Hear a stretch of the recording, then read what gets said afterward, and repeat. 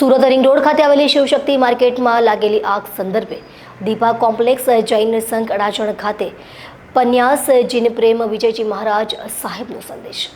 ગઈ હોય ને જોઈને રાજી થાય. અધમ જીવો હોય છે, મધ્યમ જીવો છે. સમાચાર મળ્યા છે, આવું થઈ ગયું છે, બહુ તો ચર્ચા કરી, હા આવું થઈ ગયું, આમ થયું છે, તેમ થયું છે, પેલા આમ કરે છે, ફલાણા આમ કરે છે. આપણા જીવનની અંદર આપણે પાછા પરોવાઈ ગયા, રચ્યા પચ્યા થઈ ગયા. આપણી જીવનશૈલીની અંદર કોઈ જાતનો ફરક પડે નહીં, કોઈ વ્યથા સુદ્ધા નથી. મધ્યમ જીવો, કદાચ અપેક્ષાએ કહીએ તો આ પણ અધમ જીવો છે, જેમને કઈ પડી નથી. આગમના શબ્દો છે, જો પરમ કંપનતમ દઠૃણ ન કંપયે કઠિન ભાવ.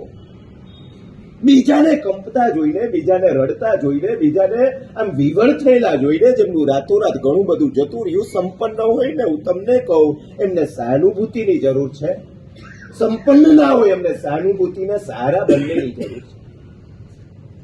અધમાધમ જીવો આગ લગાડે, અધમ જીવો આગ લાગેલી જોઈને રાજી થાય. મધ્યમ જીવો જુએ છે ને કોઈ પરવા નથી. ઉત્તમ જીવો ક્યાંક આગ લાગેલી છે ને ઊંઘવું ખાવું એમનું હરામ થઈ ગયું છે. ચિત્ત ક્યાંય ચોંટતું નથી. ઉત્તમ જીવો છે. અને ઉત્તમોત્તમ જીવો પેલાના ઘરે જાય, ઘરે જઈને કહે કે ભાઈ તમે ચિંતા ના કરતા, તડકો ને છાયો સંસારનો ક્રમ છે, સુખ અને દુઃખ એનો ક્રમ છે. અમે સમજીએ છીએ તમને આપત્તિ આવી છે, અમે સમજીએ છીએ અત્યારે તમે નોંધાયેલા થઈ ગયા છો, અમે સમજીએ છીએ આપના દુઃખને અમે સમજી શકીએ છીએ, આપના દુઃખમાં અમે સહભાગી છીએ.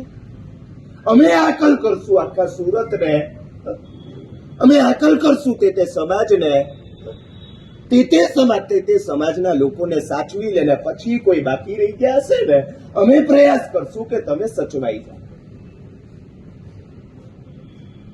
ઉત્તમ છે.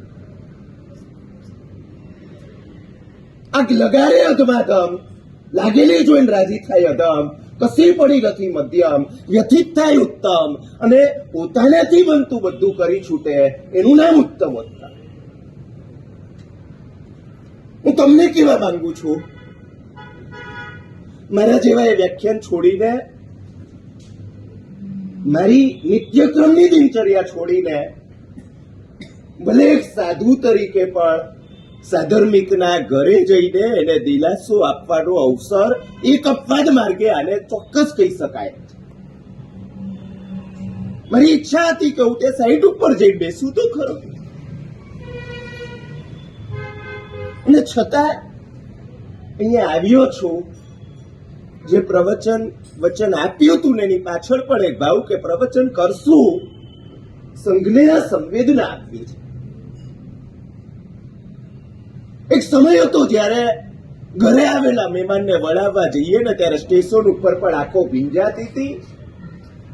આજે નજીકના રિલેટિવને સ્મશાને વળાવવા જઈએ છીએ, સ્મશાનની અંદર પણ જેને મસાણીઓ વૈરાગ્ય કહેવાતું હતું ને, એ મસાણીઓ વૈરાગ્ય પણ આમ ક્યાંય છૂટી ગયો હોય એ કાળની અંદર આપણે જીવી રહ્યા હોઈએ ત્યારે અમને થાય કે સૌથી પહેલી આરાધનાની જરૂર છે, પ્રભાવનાની જરૂર છે, તપસ્યાની જરૂર છે. એના કરતા વધારે આપણને સંવેદનાની જરૂર છે.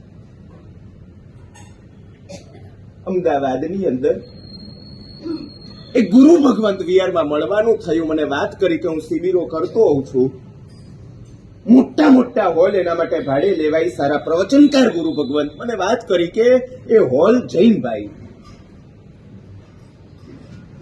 અન્ય ધર્મ એમનો પ્રોગ્રામ હોય એનું ભાડું ના લે અને ગુરુ ભગવંતની શિબિરનું ભાડું લે. મેં ભાઈને પૂછ્યું, ગુરુ ભગવંતના શબ્દો કહું છું, કે આવું શા માટે, તમે જૈન છો? અને એમણે કહ્યું કે સાહેબ થોડા સમય પહેલા મારે ત્યાં જે ફેક્ટરી કે ગોડાઉન એવું કંઈક વાત હતી ને એમાં આગ લાગી ગઈ હતી. સાહેબ ખ્યાલ છે આપને? એમણે કહ્યું હા મેં છાપામાં વાંચ્યું હતું ને, આ રીતે એમાં આગ લાગી હતી. સાહેબ આપણા સમાજમાંથી, આપણા સંઘમાંથી કોઈ નતું આવ્યું, પણ ઘટના બનીને બીજા જ દિવસે અન્ય ધર્મના બે એમના સંન્યાસી મારે ત્યાં આવ્યા હતા. પૈસા આપણા વાળાએ પણ નથી આપ્યા, એમણે પણ નથી આપ્યા, પણ એમણે દિલાસો આપ્યો ને સાહેબ મારું મન ત્યાં ઢળી ગયું છે. હું તૂટી ગયો તો, હું ભાંગી ગયો તો. એમણે મને હિંમત આપી, એમણે મને દિલાસો આપ્યો. સંઘની એક વ્યક્તિ હોસ્પિટલમાં હોય ને સંઘના દરેક સભ્યએ કમસે કમ એકવાર સાતા પૂછવા જવું જોઈએ. અને જો આ ફિલિંગ્સ નથી આપણી પાસે, આ લાગણી નથી, આપણો ભાઈ રડી રહ્યો છે ને રોડ પર આવી જવું પડે એવું છે ને ઘર વેચવું પડે એવું છે, આપણને કશું કઈ લાગતું વળગતું જો નથી. ખરેખર કહું આપણે દાદાને મોઢું બતાવવાને પણ લાયક નથી. અહીંયા હું ફંડફાળા કરવા નથી આવ્યો. અને જે દિવસે આપણામાં સંવેદના આવશે ને, આવા બધા કોઈ સાધર્મિક ભક્તિના ફંડફાળા કરવાની કોઈ જરૂર નહીં રહે. સમાચાર જાણીને એમને એમ જિંદગી ચાલે આપણી. સમાચાર જાણીને આપણને આમ અંદરથી ફિલિંગ્સ ના થાય. મારા ભગવાનના પરિવારના સભ્યો જેઓ રડી રહ્યા છે, હજી આંખ બુજાઈને વળી પાછી ફાટી નીકળે. આ પરિસ્થિતિની અંદર હિસાબો બધા જતા રહ્યા, માલ બધો જતો રહ્યો. તમને કહું, હિસાબ સંસાર છે, માલ સંસાર છે, પણ જેની એ વસ્તુ છે એ શાસન છે. તમને સમજાય છે?